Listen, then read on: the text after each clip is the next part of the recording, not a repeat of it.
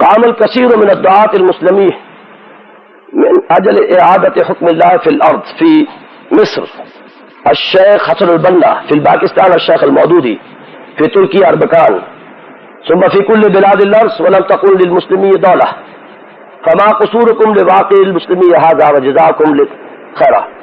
ایک صاحب نے سوال یہ کیا ہے کہ یہ تحریکیں اتنی جو چلی ہیں یہاں جماعت اسلامی کی اور اخوان المسلمون کی اور دوسرے اور مختلف ممالک میں، کیا وجہ کامیابی کیوں نہیں ہوئی؟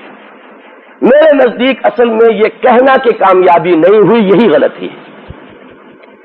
دیکھیے، اگر کوئی شخص سن 1090 میں جائزہ لیتا تو وہ سمجھتا کہ حضور ناکام ہو گئے، اس لیے کہ مکے میں فیصلہ ہو چکا تھا حضور کو قتل کر دے گا۔ مکے میں حضور کو کوئی راستہ نظر نہیں آ رہا تھا سوائے اس کے کہ آپ طائف گئے to find an alternate base for his movement, وہاں سے بھی ناکام لوٹے تو ناکام ہو چکے، یہ کہا جا سکتا تھا۔ لیکن ابھی مستقبل کے پردے میں کیا تھا وہ آپ کو کیا معلوم؟ سن 1090 میں پیچھے چلے جائیے۔ اسی طریقے سے فرق صرف یہ ہے کہ جو کام حضور کی زندگی میں جو ایک ہی مرتبہ ہوا تاریخ میں، ایک لائف سپین میں ہوا ہے، وہ اب ایک لائف سپین میں نہیں ہو سکتا۔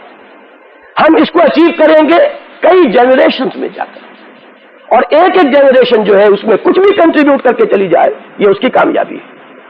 اس پروسیس کو ذرا پش کر جائے، ون اسٹیپ فارورڈ، یہ در حقیقت ہماری اپروچ ہے ٹوورڈ سکسیس۔ لہذا اس کو یہ کہنا کہ یہ ناکام ہو گئی، جس نے کام خلوص کے ساتھ کیا اس کی اول کامیابی اللہ کے ہاں بالکل انشورڈ ہے، اور جو کام بھی دنیا میں ہوا وہ کبھی ختم نہیں ہوا کرتا۔ آج یہ جذبہ جو ہے جو اس وسیع پیمانے پر امت کے اندر موجود ہے، آج جو مغرب کی مرعوبیت ختم ہو چکی ہے، آج جو آپ کے ہاں اتنے داڑھی والے بیٹھے ہوئے نظر آ رہے ہیں، ہمارے زمانے میں تو پورے کالج میں 1-2 ہوتے تھے اور وہ بھی منہ چھپاتے پھرتے تھے۔ آج کیا معاملہ ہے؟ آج تو معلوم ہوتا ہے کہ ایک صاحب فائنل ایئر کے میڈیکل کے اسٹوڈنٹ میں معلوم ہوتا ہے اپنے شکل و صبات سے کہ شاید کسی مسجد کے مؤذن ہیں، امام بھی نہیں۔ یہ آخری انقلاب نہیں؟